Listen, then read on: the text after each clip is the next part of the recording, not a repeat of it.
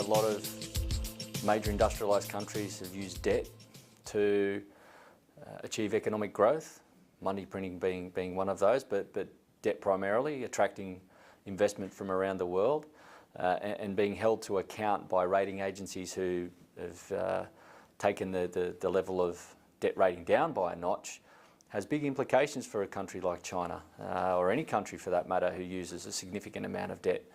It pushes interest costs up because the costs of funding going forward start to increase, raises question marks over future investment into countries, that credit ratings start to fall. It means that the risk goes through the roof, and that can have an impact on the Chinese economy if funds aren't flowing there as direct investment or as loans.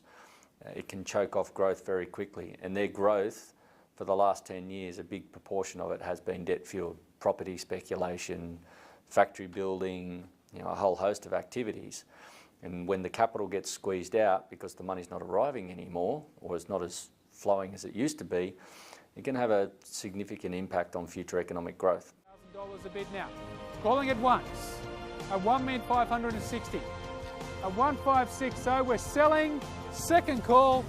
Third and final call. Are we all finished? Silent. Done. At 1,560 and sold. Congratulations. The story in itself of the affordability of Australian housing and looking for the sources of it, and undeniably one of those has been foreign investment, and the controls and the measures that have been placed by banks and by regulators and the government on the amount of foreign ownership and stricter controls and tax controls has dented by a significant amount the ownership. A great case is in Canada. It's happening lifetime. Disparity in prices between East Coast and West Coast. The West Coast implemented severe measures to prevent Chinese ownership. The money went to Toronto, and it's got one of the biggest bubbles at the moment. So, whereas on the West Coast through Vancouver, the prices have fallen because the investment has flowed elsewhere, and it's the same here in Australia. So that property affordability, they've attacked that by the foreign ownership. So you would imagine that the prices will come down, particularly on new stock. It was a lot of development stock. Changes in the budget about warehousing, empty properties, and starting to impose taxes and levies on people who aren't living in it, all designed to address the affordability around that. I can't see it as being a bad thing if we've complained on one hand prices of property are too expensive and measures are put in place to overcome that, then we should be happy. Investors maybe not, but purchasers for sure.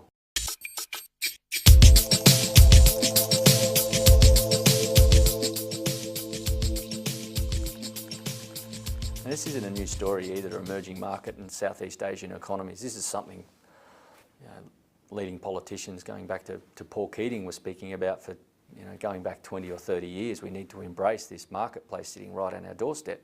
It's easy to understand why vast sums go to the US and to the UK. The US, it's the world's biggest economy. It's got the most opportunities, so that's where Australian companies want to go and compete. And the UK, obviously, it's colonial ties, and people understand the nature of the economy and the legal system, and very similar populations. So, old habits die very hard.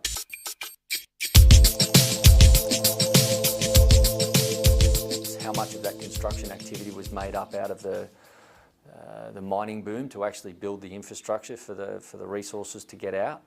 That's actually tailed off, so that's had an impact in the numbers, and there may not be enough residential construction or commercial construction to take advantage or to take up the slack, and that's why we're seeing the numbers significantly fall. There'll be infrastructure spending, Badgerys Creek Airport, major arterial roads, inland railway, announced by the government, that will soak up construction activity. So you might see construction itself flatline. It came off a very high amount. There was a phenomenal amount of infrastructure built during the mining boom, something like $240 billion worth of railroads, ports, conveyor belts, all those sorts of things. That's made up 20% of our economy. So that has a big impact when it slows down.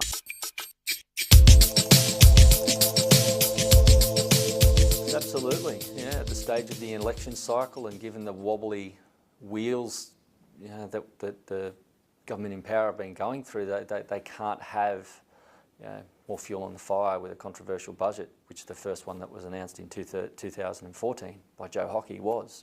It really was a shot across the bow. I have no problem with them keeping the status quo and retaining power as long as they possibly can, as long as they've got a long-term vision that they want to achieve. Jobs, economic growth, sustainability, environmental, and keeping Australia the wonderful country that it is. To have that long-term vision, they need to stay in power such a long term. 3-year cycle is probably too short, but that budget is more leaning on the side to keep Labor out of the way, I would imagine.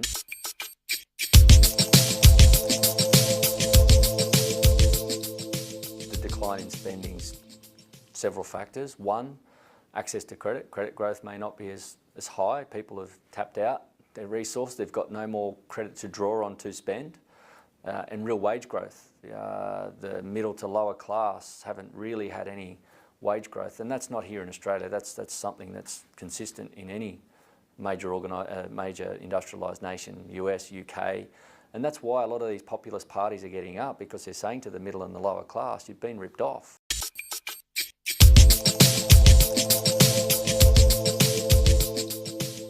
NATO members must finally contribute their fair share and meet their financial obligations.